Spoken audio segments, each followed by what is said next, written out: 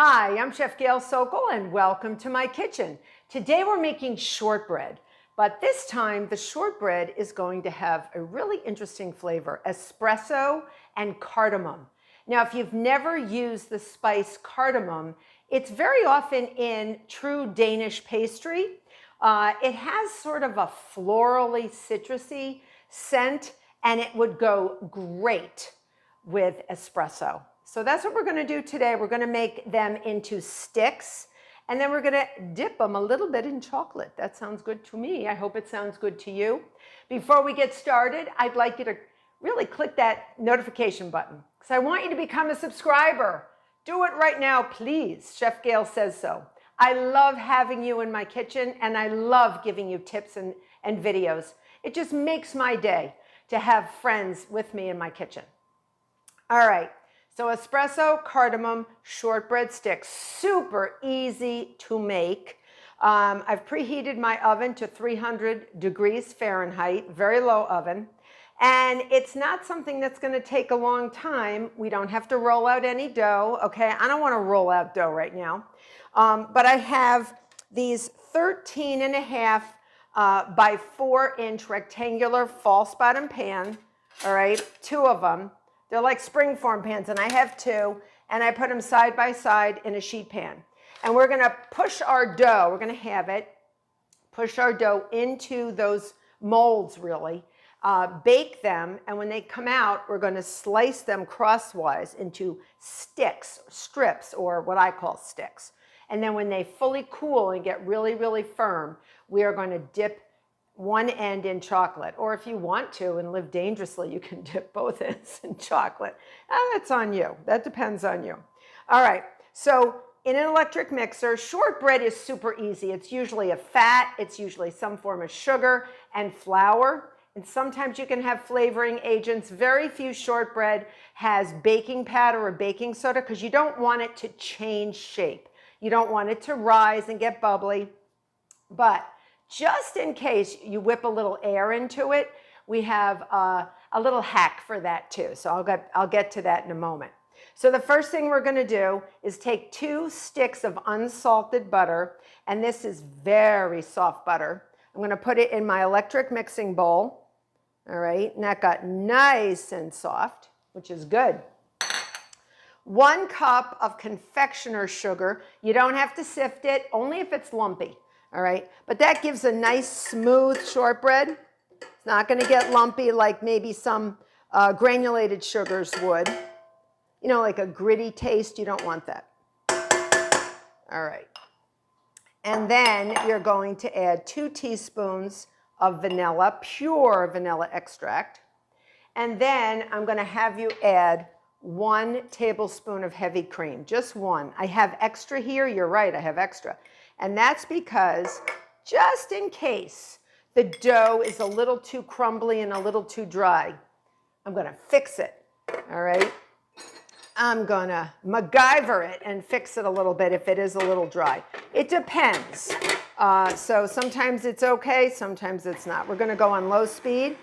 We're not trying to beat the heck out of it. We're not creaming. Remember what creaming is? Soften butter and sugar, and you smash the sugar against the sides of the bowl to add air.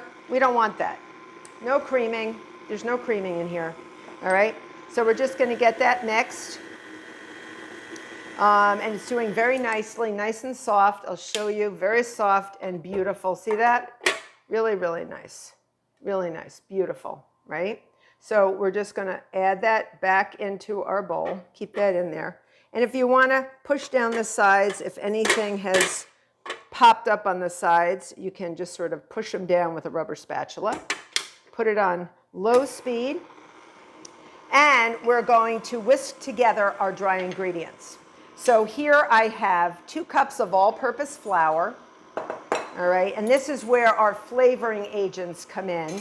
We have 2 teaspoons of instant espresso, 2 teaspoons. All right, we'll get that in there.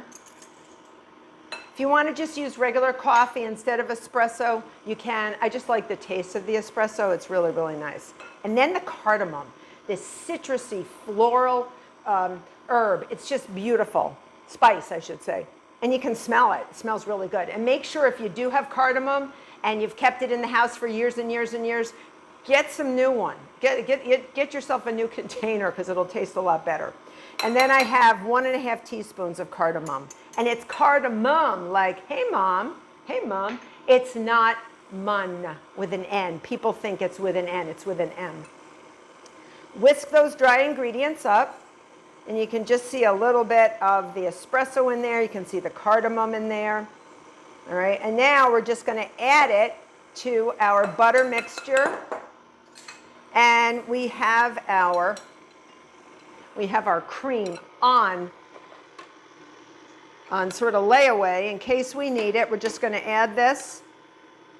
If it's wet enough and not too dry, we don't have to worry about it. But some shortbreads, sometimes depending on how you measure, if you packed your flour, I hope I did not. If you packed it too much, you can correct it with adding a little extra cream. All right. Some shortbreads you want to chill. You want to wrap it in a disc. You want to wrap the dough in a plastic wrap and then chill it for a while. We're not going to do that here. We're going right for baking. Right to bake. We're going to get that in there. All right. And we're not going to overmix because we're not trying to create gluten. We're just doing it nice and easy. And you can see it's nice and thick. All right. Now, I am going to do the Chef Gail test, which is, whoops, pull it down off the paddle. And you can see that. Sometimes I put my hands in it, and I just want to see if it's too dry. And you can see the spices. It looks really nice because regular shortbread is just sort of, there's no spots in it. There's no espresso and cardamom, and it's very fragrant, very, very nice. So I'm just going to get all these nice little bits of dough off. And if you think it's too wet, and you'll know if you feel it, I'm just going to go around. I want it to be almost like softer than clay so that I can get it into my pans. All right. And it's not going to be really high. It's just going to be something you're going to push into the pans. So I'm going to get all around. I don't think I need any more. I think we're good. I think I did a good job. All right, so we're just going to get that. You can see, okay, you can see there's a little bit of dry ingredients on the bottom, and you know that always happens when you have an electric mixer. So you see that? I'm just going to go around sort of like this is a sponge, the dough is a sponge, and sort of get those dry ingredients up. Sometimes you just got to get your hands in it because I find your hands are your best tools. And then what we're going to do is going to move everything out of the way, and we're going to get our pans ready. I'm actually going to divide the dough. I'm going to put it on no more flour. Don't add any more flour, okay? Flour is forbidden. Don't do it because you'll have dry shortbread. We don't want that. So just get let me move this out of the way so you can see. And we're just going to get this into a rectangular shape. Okay, push it down because I want to try to get it so I can push it into my molds. I'm calling them molds. They're really springform pans or tart pans. All right, springform would be usually round, but I am going to just cut this in half lengthwise. All right, just cut it any which way. You're going to push it in anyway, don't worry. If you have to moisten your hands, you can do that as well because we're going to fit this in each one. And now I have greased each one with nonstick cooking spray. So you really want to make sure that they're greased, okay? I'm going to put that in there, and I'm going to put you guy in there. And I'm get rid of my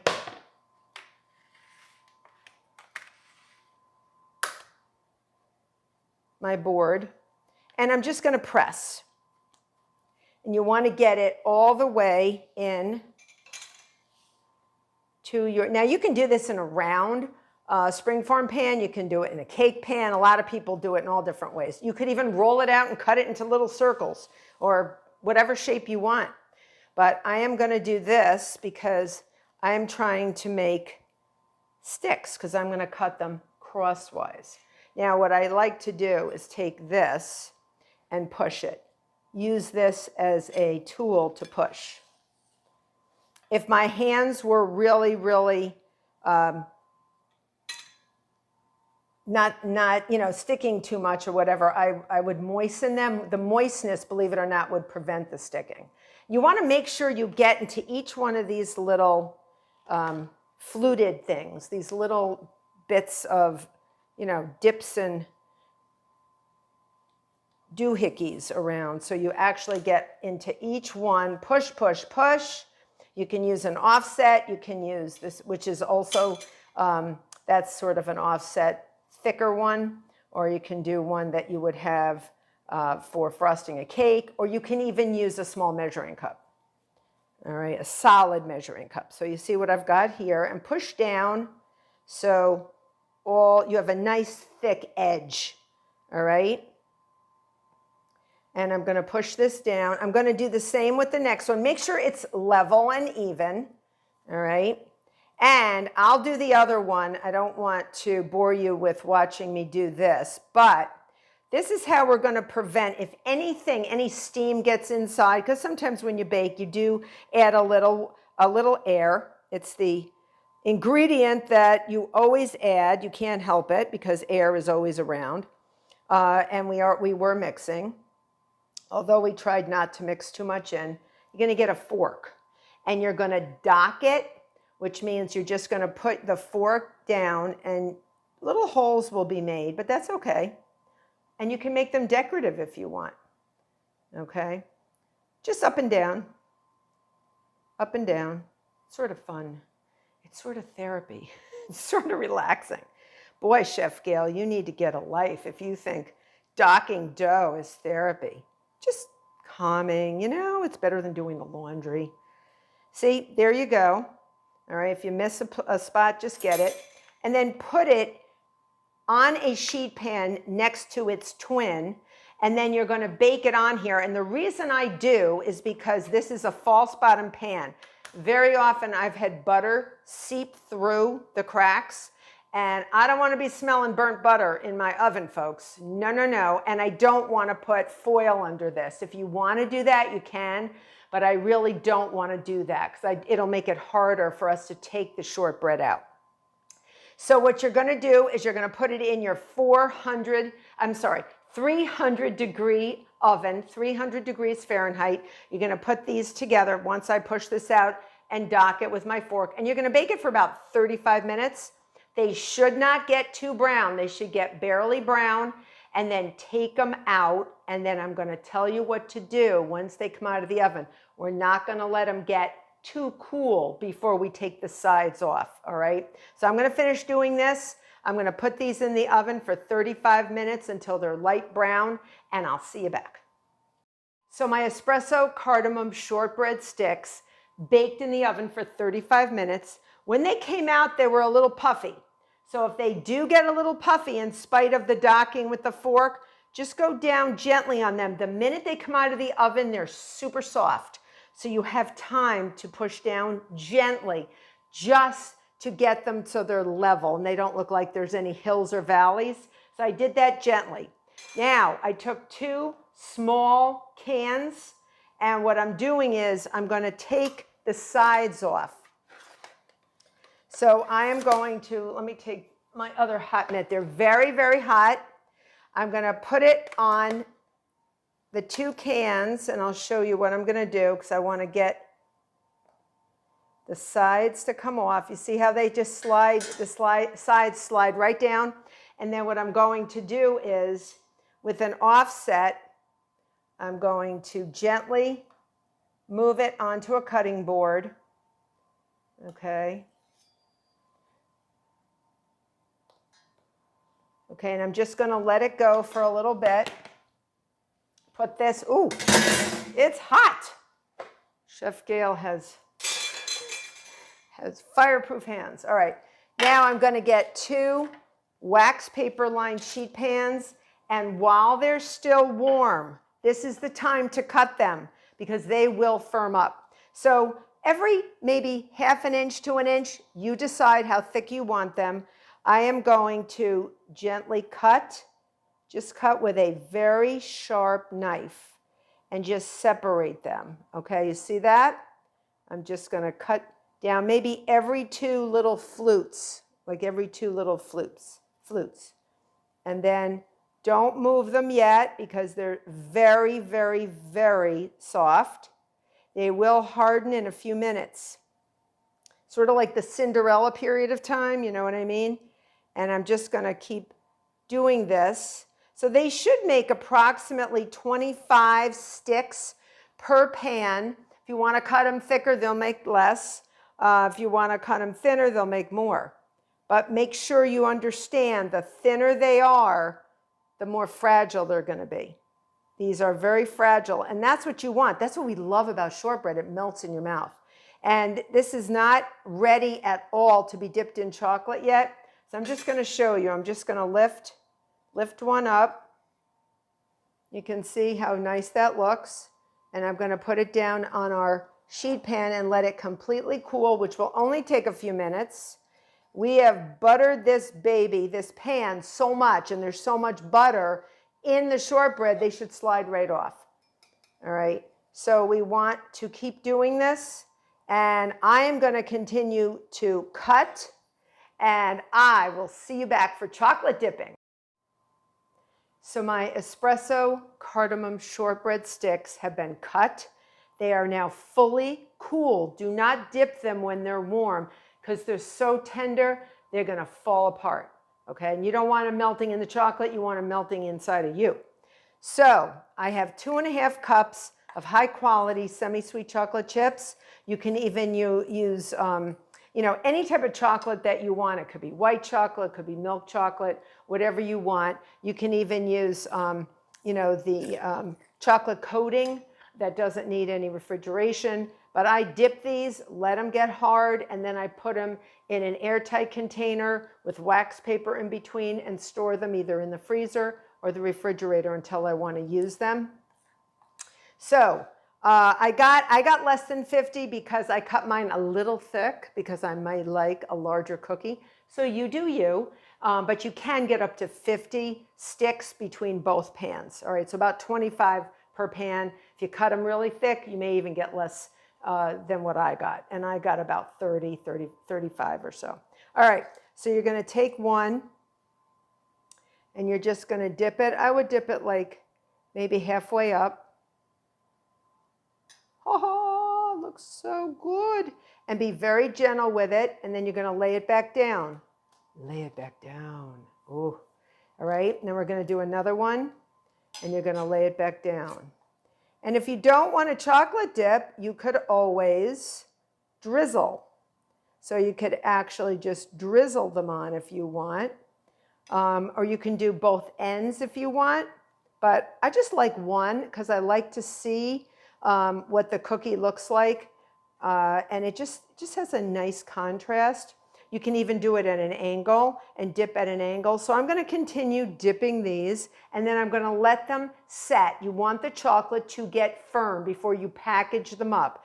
And by the way, these are not a great cookie to send in the mail to anybody because shortbread cookies sent in the mail will taste delicious, but they will be crumbs. Done it, been there, done that, don't do it. These are super tender, super spectacular. I hope you make these beautiful espresso cardamom shortbread sticks. They are awesome. I really want you to become a subscriber. Till next time.